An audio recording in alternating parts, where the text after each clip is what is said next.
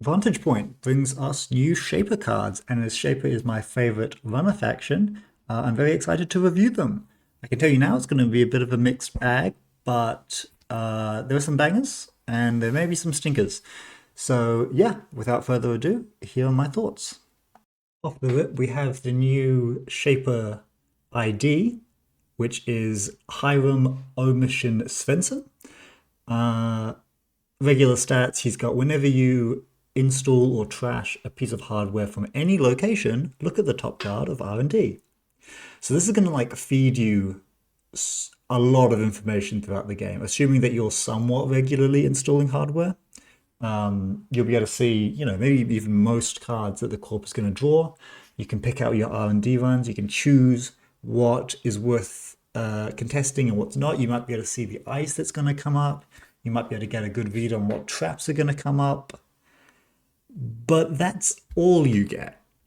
See, the thing about good IDs like Lat and Maggie is that they just do something.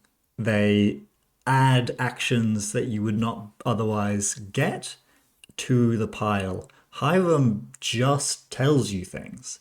And if you guys haven't played any other card games than Netrunner, which is fine, however good you think information is in like competitive card games, it's often worse than that. It sounds good. Looking at people's hands is such an exciting ability to so many people. I think that's why that weird Jinteki ID that has a look at your hand was probably conceived. But just like that identity, it doesn't really do anything at all. Knowing a little bit of something doesn't suddenly allow you to break a barrier. So knowing that they have a tattoo bowler on top of the deck doesn't suddenly let you get through the tattoo bowler that's already protecting R&D. You know? Even if you see an agenda there, you see, oh my gosh, there's a Fuji on top. This is fantastic. I'm going to run it. I'm going to spend my resources running now. And then they're like, oh, okay. I raised my spin doctor. Well, now you don't know anything, and now you're just making a run. You just made them raise their spin early. That's not that good of an advantage. Or they pop a spin as well. So spin doctor is like a real problem. He gives you no tempo. So assuming that they are icing R&D at all, which they don't even have to do, to be honest. I've played a couple of games against Hiram, and I just didn't respect him at all. And just like, if he runs R&D, he can take the agenda that's there, or I'll just shuffle it with spin. Um, it's expensive to install hardware every turn as well. Like this is not an econ thing. It's not like installing a program every turn where you can realistically do that and be making money and be exerting pressure. Hardware kind of sucks. There are ways to get the ability without installing it, which we'll show in a sec. But yeah, it's not super easy to proc Hiram all the time. And if you're procking him all the time, your deck is probably not strong enough and your idea is not giving you enough to actually act on that information. So while I think he's cool, he is definitely 1 star in terms of competitive play. I don't see any reason to play him over something like Lat, Maggie, these amazing value IDs. Or if you want information and flexibility and you're scared of like committing too hard into any face check or anything like that, you can play Avasana. She can do it just as well. I don't value the information as much as I value actually having effects that affect the board state. So Hiram is not going to be competitive, but man, what a cool line of text is on here. Also, I love an old man. I love an old runner. Air check. They've remade trick shot, but they balanced it a lot. They balanced trick shot a lot. Trick shot was banned because it was way too good. It was more credits than this. It saw another card than this. It didn't have the weird restriction on this. Let me read it. 1 cost, run event, stealth. So cards that care about stealth can spend these credits. Place 4 credits on the event while it is active. You can spend those credits. Okay, so it's like Overclock, but really small. No, it's not, because you can only spend those hosted credits. You cannot spend credits from your credit pool. And it says run HQ or R&D. When that run ends, if it was successful, you may run a remote server. Oh yeah, well, another way it's nerfed, it has to be successful now. Okay, let me start on why I think this is a 1-star card. It is not good in the early game, particularly. It is not good in the late game because the restriction is too limiting to get like have the flexibility to get through and do whatever you need to. It is going to be super hard to slot this in.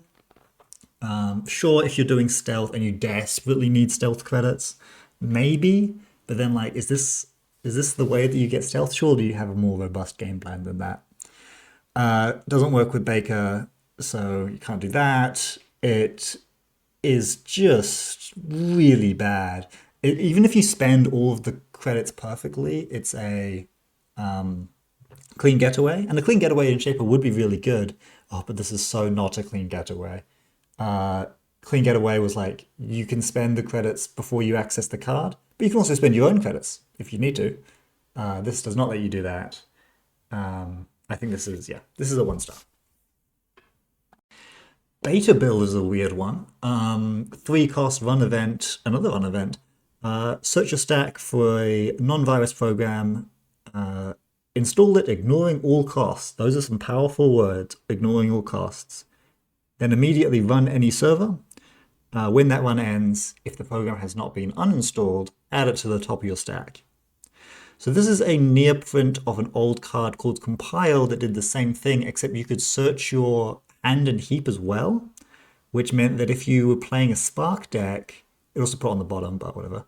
If you were playing a Spark deck and you low rolled and drew or got your big program trash, you could chuck it back in the deck to spark it back out. So it added some robustness to those ideas.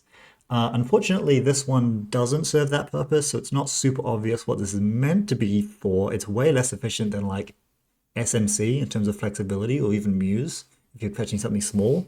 So it's kind of telling you to fetch something really big.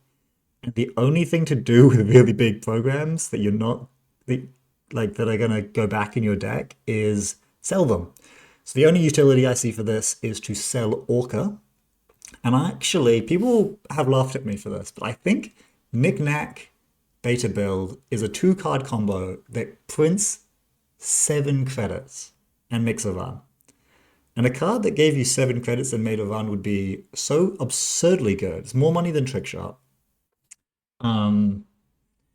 It would be so absurdly good that you could say, like, my deck does this. Like, this is a primary econ piece. And honestly, I think that idea is not nearly as bad as people are suggesting that it is. I don't think 6 slots towards beta builds and orcas is like completely crazy. Obviously, it's a lot of slots, but like, you know, you draw a card off the Knick-Knack. The orca just goes straight to your bin, so it's not like you have to draw it very often. And the tempo surge of just turn 1 Knick-Knack beta building would be pretty crazy. I could see it potentially in lat, like a deep dive lat version. You don't run the big breaker suite, you're never having these stick around. You just kill whales. I think that's probably okay. I don't think it's going to be like top tier optimal though, so I think this has to get like a 3 stars. And if that combo doesn't end up being good, this would be a 1-star. But I'm going to say that combo is actually surprisingly okay, and this is a 3-star card. Methuselah. Meth is a backpack console. Stealth. Stealth. Oh, it's got the word written on it, guys. It's got the word so you can run the other cards. It costs 4, which is a lot. It gives +1 MU, and whenever a run begins, you may trash a piece of hardware from your grip to place 2 credits on this hardware. You can spend those credits during runs. So you can launder your garbage hardware that you put into your Hiram deck into money without actually having to install it. This is actually a much easier way to get a Hiram triggers than installing, because again, hardware is really, really expensive, especially if you're not playing a value ID like Maggie, where like a DZ, MZ is going to pay itself off very quickly. Hiram is going to really struggle to justify playing DZ MZs. So just like playing 1 or none and then just getting rid of them with Methuselah could be more economical. It's a whenever trigger, so if you have an absurd amount of hardware, this is an absurd amount of credits, and I think it will pay itself off relatively quickly, but I hate to break it to you, I don't see it. I think card draw is pretty premium, and it's not so easy to always have this much hardware in your hand, where throwing it away is just like a reasonable part of your game plan. I think the upfront cost is actually pretty steep because this kind of deck wants to run probably more than like paying 4 for Lilypad was more okay because that deck was going to use every bit of it. And this is really expensive. It's going to require a lot of work to pay itself off. You have to lose all your cards. Like, I don't know, running into like Alco, can you even install this versus Alco? Are you ever going to get those triggers? I just don't know if you will. I don't rate stealth in Shaper either, aside from you're going to need something to do deep dive with Baker.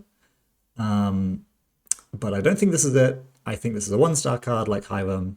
Him and his backpack will stay in the binder, but I will bring them out potentially for new players because I think it's like a pretty interesting package. But yeah, worth mentioning that it Fox Hiram. Not worth mentioning competitively because Hiram will not see play and this will not see play. Yeah, unfortunate. Touchstone, another stealth hardware, hey? Well, actually, this one's a lot better because this one you don't have to be playing Hiram. You don't have to be trashing things from your hand. You're just going to be kind of playing normally. This goes into like Anakin decks rather than whatever decks you were building with all that hardware. I think this slots pretty nicely as a one-off into any deck that would consider Anakin. I think you could put it into something like Methuselah that runs a lot of just events naturally.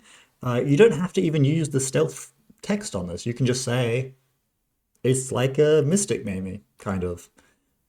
Maybe not as good as Mystic Mamie, but if Mystic Mamie was in Shaper, it would see play in Shaper. So yeah, I do rate Touchstone. I think it's pretty good. I think it's going to be like a one-of in a pretty good deck, and for that reason, I think it is got to be either 3 or 4 stars. I don't think it's going to like be a one-of in one of the top 3 runner decks or anything like that, which would get a 4-star card. Maybe it will. Okay, I'm going to go out and say Touchstone's going to be like a one-of in a very good deck, and that's why it gets a 4-star card, even though the power level is not like completely absurd. Yeah. Read, write, share. This is a strange one. 0 cost 2 MU program. Daily? Probably not. Limit 4 hosted cards.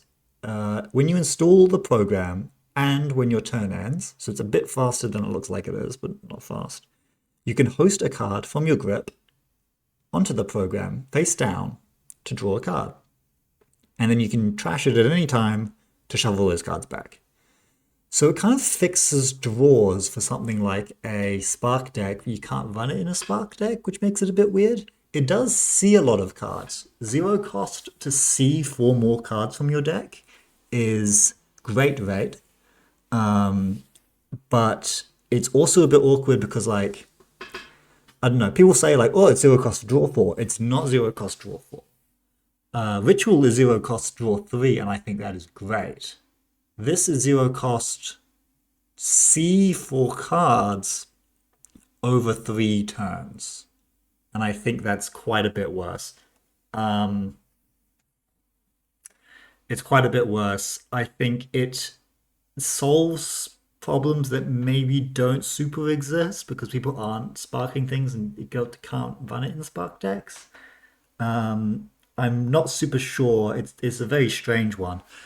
So I'm going to rate it a tentative 2 stars in that the power level is pretty low, but it may simply be that it fixes a problem that I'm not yet aware of, or that seeing this number of cards in a combo deck that doesn't need its MU up front is simply an okay rate. Sipa. Sipa is a 1 cost 2 MU program. We're filling up daily slots very happily in this set. The first time each turn you pass the outermost piece of ice protecting a server after fully breaking it, you may swap it with another installed piece of ice. It's actually a kind of powerful effect, but I think people will find this to be more awkward than just like casting a magic spell that swaps around ice. Obviously, you know, this wants to sing with like Euler or something like that, where you have a premium breaker that can break an ice very cheaply. I think it kind of does work to do that, but it's a 2 MU, which is pretty tough. You could also, like, rather than playing this, play like a chromatophores on a piece of ice, and then basically turn that ice into whatever subtype you were already breaking very easily. So I think perhaps the utility here is just too limited. It doesn't like synergize with Tau or anything like that because Tau already has this effect, and the effect is like, it's good, not great. So it's a very unusual one. I could be completely off here. Maybe this like you can just be flexible and just get into whatever server you need, and that's good enough. But I'm gonna say that this one doesn't quite make the cut. The 2MU is pretty killer on an effect that might just not do much, especially in like asset decks or something like that. So I'm gonna say 2 stars. Probably sees a fair amount of experimentation, especially in like Dewi, maybe aggressive lat decks or commit weird Euler decks, but I don't think it'll work out. And last up, we have Stowaway. This is a near print of Cuban, which was a whenever you pass a piece of ice, gain 2. This one says whenever you make a successful run on the server that you installed it, gain 2. It's a 0-cost Trojan. Obviously, Avasana runs these and probably wants like 3 of them, maybe less, but probably 3. It's a lot of money. It's makes the Urban Art Vernissage engine that we haven't really been seeing. Even though it technically is a lot of money, we haven't really been seeing much. It's kind of the best target for that. The reason why it wasn't around was that there wasn't like a super obvious thing where like, oh, I want to UAV this all the time. This is free. It's so cheap. And I'm certainly going to be putting it into my combo deck, my Magic Man Maggie list, 100%. This is a fantastic include in that because it basically would give you infinite money because that deck runs like 40 times in a turn. But can you just run this in regular Avasana? Yes, you can. Can you run this on like regular lat decks? Probably not. This is just not slots efficient and doesn't do enough. But I think Avasana is going to be pretty good with this. I think Avasana is very happy to have Stowaway. So, and Avasana is a really good card. So I'm going to say this is a 4-star card. I think it brings back Avasana in a big way, and Avasana was already really good. So exciting. And that's it for Shaper. They got basically maybe one interesting card with Stowaway in terms of super competitive. Touchstone, I think, is actually going to be imported more than played in Shaper potentially, or maybe like 50-50. But I don't think you're running many Touchstones, maybe just one. Read, write, share. Don't fully understand what exactly it'll do, but I am sure that it'll be tried and do some things. Sipa is a question mark. Beta build's a bit of a question mark, and I'm pretty sure that the Hiram stuff just doesn't work. But I would love to be wrong about that. I love I love an old man. Yeah, I hope you enjoyed that. I hope that I'm right, and if I'm not, you can roast me in the comments. Thank you.